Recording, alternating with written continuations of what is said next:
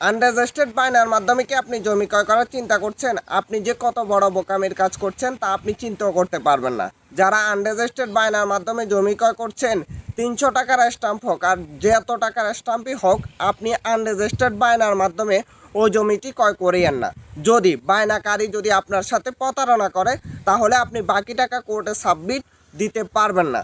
তাই যারা আনরেজিস্টার্ড বায়নার মাধ্যমে জমি ক্রয় করার চিন্তা করছেন, আর আপনি তো অনেক টাকা দিয়ে দেন ওই বায়নাতে, কেন আপনি ওই আনরেজিস্টার্ড বায়নাতে এত টাকা দিয়ে দিচ্ছেন? কেন আপনি আনরেজিস্টার্ড বায়না করছেন? কেন আপনি সাক্ষী কয়েকটা উপর নির্ভর করে আছেন?